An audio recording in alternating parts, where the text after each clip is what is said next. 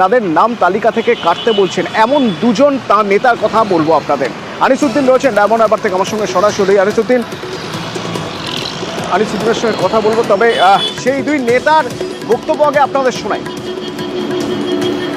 2018 সালে যখন survey list হয় তখন আমার একদম ভাঙাচোরা বাড়িও ছিল।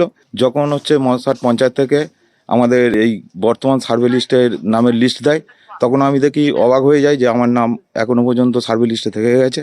যেহেতু আমি ঘর করে নিয়েছি সেই হিসাবে আমি আমার নাম দরখাস্ত করি যাতে বাদ যায় এবং যারা যোগ্য ব্যক্তি তারা যাতে ঘর পায়।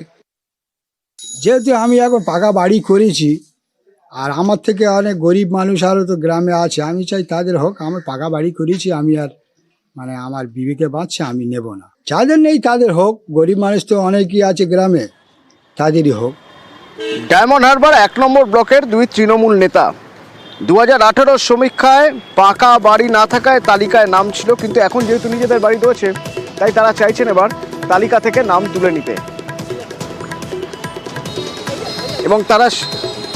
এবং তারা তার জন্য তারা যোগাযোগ করেছেন প্রশাসনের সঙ্গে যে যাতে তারা বিডিও পূর্ত কর্মাধ্যক্ষের কাছে তারা আর্জিও জানিয়েছেন। আনিসুদ্দিন, তোমার থেকে একটু জানতে চাইবো যে এই যে আমরা বিভিন্ন জায়গায় দেখি যে নেতারা ঘর গুছিয়ে নিয়েছেন বলে অভিযোগ করা হয়, অন্তত আবাসের ক্ষেত্রে তো বটেই। এখানে এই দুই নেতা একদম উল্টো পথে হাঁটলেন। এই যে দুজন উল্টো পথে হেঁটেছেন, তো গ্রামের মানুষের মধ্যে কি প্রতিক্রিয়া?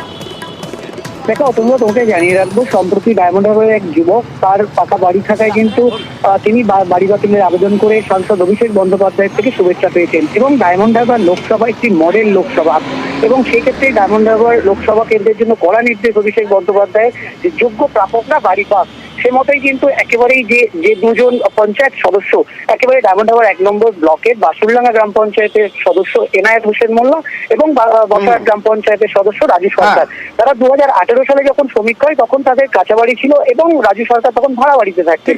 কিন্তু সম্প্রতি তারা পাকা বাড়ি করেন এবং 2023-এর পঞ্চায়েত নির্বাচনে প্রথম তারা পঞ্চায়েত সদস্য হিসাবে নির্বাচিত হন। পরবর্তী সময়ে তারা যখন আবাসের তালিকায় তাদের নাম দেখেন, তারা যেহেতু পঞ্চায়েত সদস্য এবং এলাকায় অনেক যোগ্য ব্যক্তি রয়েছে যারা বাড়ি আবাস তালিকায় যাদের নাম নেই, তাই তারা বক্তব্য বলেছেন, আমাদের ক্যামেরার সামনে বলেছেন। ভিডিও কি বলছেন একবার শুনুন। এটা অবশ্যই খুব ভালো উদ্যোগ, যেখানে অনেক আমরা অ্যাপ্লিকেশন পাচ্ছি, যাদের পাকা বাড়ি আছে তারা অ্যাপ্লাই করতে আসছে আমার এন্ডে যে আমাদের বাড়ি চাই। কিন্তু একজন পঞ্চায়েত সদস্য এই যে উদ্যোগ নিয়েছে খুবই ভালো, এরা মানুষের কাছে দৃষ্টান্ত স্থাপন করবে। হ্যাঁ, তাই সাধারণ মানুষ এই ভুলটা আর করবে না যে যোগ্য সেই পাক, কিন্তু অযোগ্য হলে যাতে না পায় সেই পথটা তিনি দেখালেন। হ্যাঁ।